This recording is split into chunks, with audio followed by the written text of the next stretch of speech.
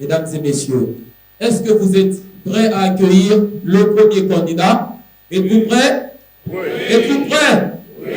Alors, puisque vous êtes prêts, je le suis aussi. Nous allons appeler la première candidate. Oui, nous allons commencer avec une femme qui va se présenter ici. Elle a 19 ans, elle est étudiante à l'université protestante au Congo. Elle nous vient de la commune d'Elemba et elle va aborder sur le thème suivant. Et si tout s'arrêtait aujourd'hui? Mesdames et messieurs, j'invite ici sur scène Poupa Onyx.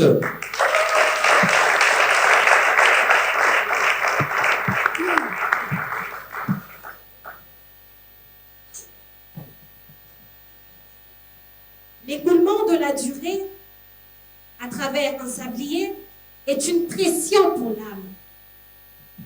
Chers tous, à vos titres et qualités respectifs, bonsoir.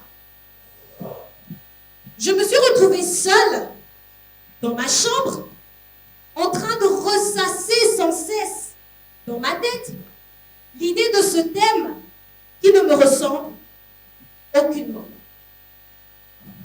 C'est à cet instant-là précis que j'ai compris quelque chose. Ma première crise de la page blanche. Alors que j'essayais de décoder le premier mot qui me venait à l'esprit, les heures, les minutes et même les secondes ne voulaient plus faire de moi une amie. Plus l'angoisse arrivait à son paroxysme, moins j'arrivais à concevoir mes idées. Et c'est alors que subitement m'est venue la question même de mon illumination.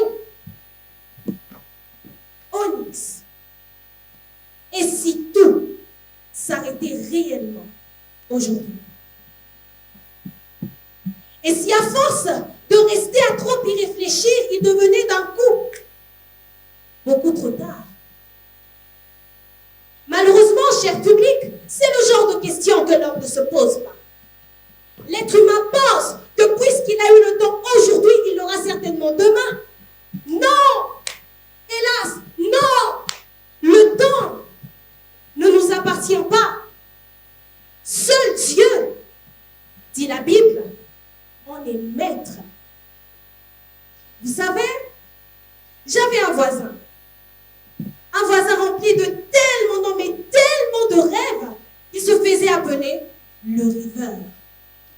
Pas par méchanceté, je vous le concède, mais simplement parce qu'il ne faisait que ça, rêver, à croire que c'en était devenu un boulot.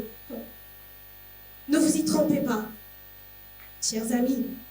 Vous ne ferez jamais rien aussi longtemps que vous ramènerez à demain ce que vous devriez faire aujourd'hui. Le futur n'attend pas.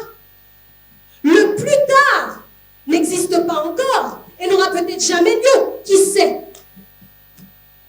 Le temps est ami de celui qui travaille. Mais attention, il est ennemi du flemmard. Henri Laborie dit, le temps passe et la vie avec lui. Plus vous procrastinez dans ce qu'il faut faire, plus vous serez surpris par la vie. Un peu comme mon voisin, le rêveur, qui s'est retrouvé seul dans la rue, sans rien, si ce n'était ses pauvres rêves remplis d'illusions pour le consoler. Et le comble dans tout ça, c'est que le pauvre s'en est allé chez le Père à peine un mois. Je dis bien un mois plus tard.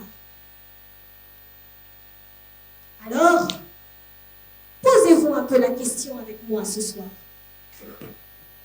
Et si tout s'arrêtait aujourd'hui pour vous? Seriez-vous fiers de la personne que vous aviez été? Car en vrai, rien, absolument rien, ne garantit le lendemain. Merci.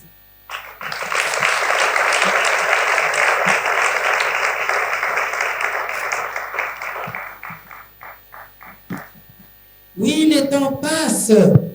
J'espère que Onyx passera également. Alors Onyx, s'il te plaît, est-ce que tu peux attendre puisqu'il y a nos chers membres de jury qui auront peut-être des mots à te dire. On commence par qui? Je vois le coach Gaëtan réfléchir. Je vois le coach Joji qui ne sait pas quoi il nous dira. Et je vois Pape Goro qui scrute la candidate. Je me lance alors.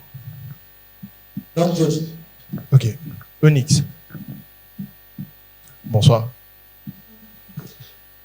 J'ai écouté avec attention ton discours, mais j'étais un peu perdu.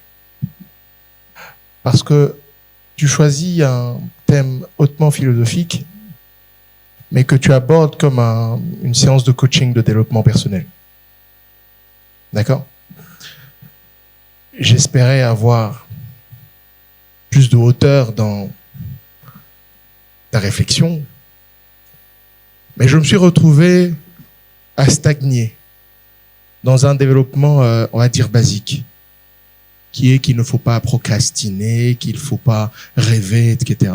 Même si je pense, et mon fidèle ami Einstein le partageait avec moi, que le rêve est quelque chose de merveilleux. Maintenant, j'ai quelques questions pour toi. On va d'abord commencer par les petites imperfections de la langue. C'est en vos qualités ou à vos qualités? Je n'ai pas mentionné ce mot. Si, en introduction. Mesdames et messieurs, en vos qualités ou à vos qualités respectives? J'ai dit à vos titres. Oui, à vos titres et qualités. C'est à ou en? D'accord.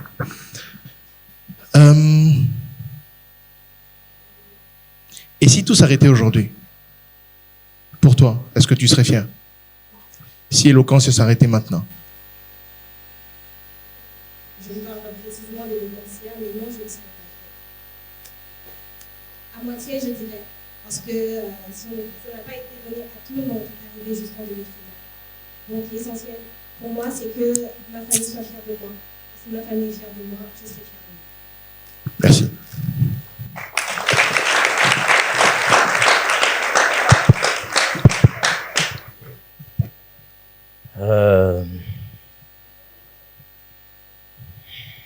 Bon.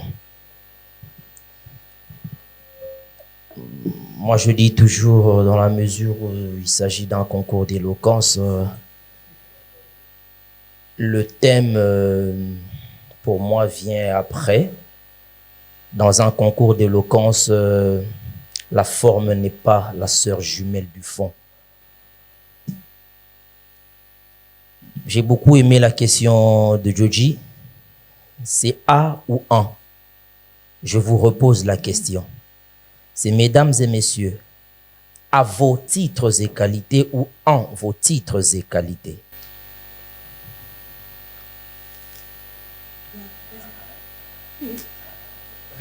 Oui, c'est une question.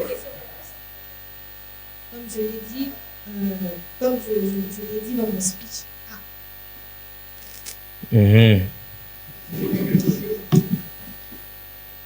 Là, tu parles en quelle qualité?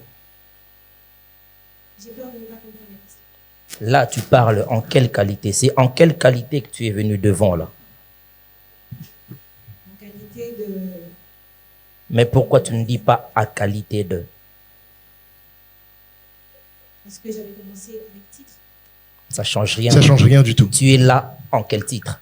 Tu diras en titre de, n'est-ce pas? Okay, donc on ne dit pas à.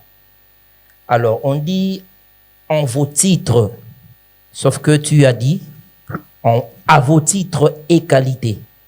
Je rappelle, il s'agit d'un concours d'éloquence.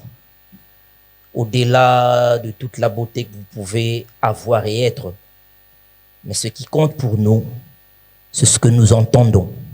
Et la liaison est importante.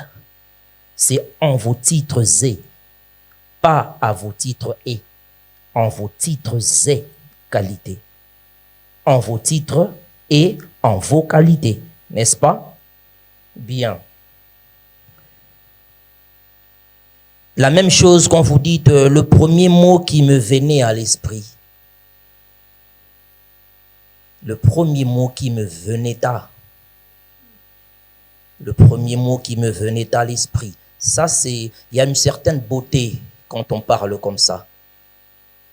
Encore que le vénéa, ce n'est pas loin du hiatus qui est une faute en français. Ne jamais vous exprimer comme cela. Le concours, il est un concours d'éloquence. Troisième chose, si à force de rester à trop y réfléchir,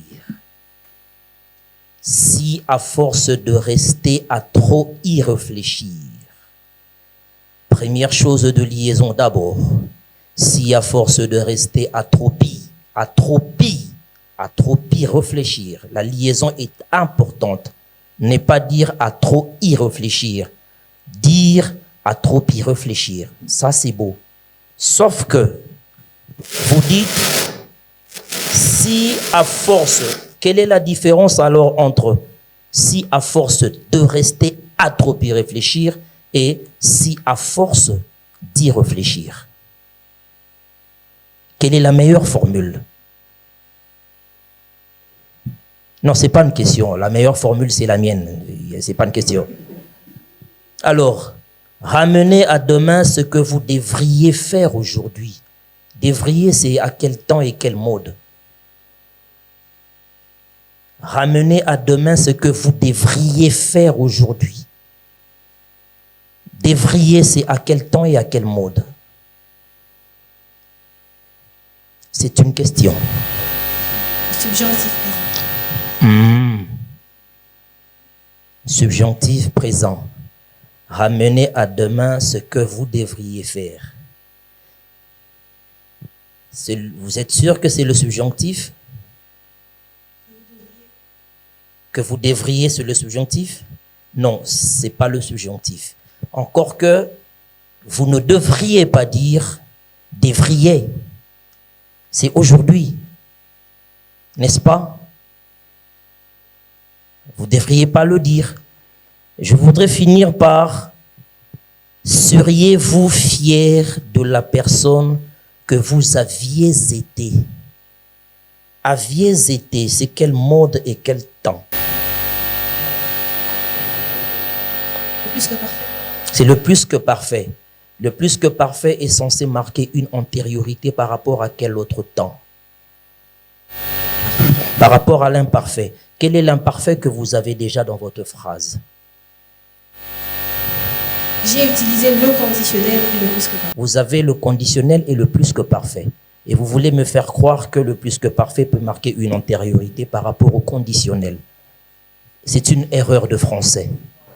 Le concours étant un concours d'éloquence, s'il vous plaît, faites attention à ces petites choses. Mais dans l'ensemble, j'aime beaucoup ce que vous avez fait parce que on a senti que vous étiez là. Ça, ce ne sont pas des fautes, ce sont des imperfections, n'est-ce pas? Pour le reste, bonne chance. Onyx, j'ai encore fraîchement en souvenir votre premier passage. Je me le rappelle encore bien, votre audition et comment vous aviez commencé. Et là, je sens une nette amélioration. J'ai pas eu la chance d'assister à votre précédente prestation, mais j'ai salué en tout cas les efforts que vous avez consentis pour fournir ce que vous avez fait tout à l'heure là. Et je suis fier de vous. Je suis vraiment fier de vous. Vous étiez maîtresse de votre posture. Vous avez occupé le champ. Il y avait de la voix, beaucoup de gestuels, et vous étiez présent. Sur le plan de la forme, je n'ai rien à redire. Et je pense que c'est le point de départ d'un orateur. Ce que vous êtes maîtresse de votre discours et vous transmettez réellement ce que vous avez préparé. Alors, le bémol, peut-être pour moi, c'est que vous n'avez pas suffisamment exploité le thème, les quelques imperfections relevées par les coachs. Ça pourrait être pardonnable et moi, je suis vraiment fier de vous. C'est ce que je pourrais dire. Et surtout, Surtout, je vous donnerai un dernier conseil. Restez maîtresse de votre posture, pas d'un homme. Il s'appelle Pat le gourou, hein, au cas où tu voudrais le faire kidnapper. J'ai peur de ne pas comprendre. Merci beaucoup.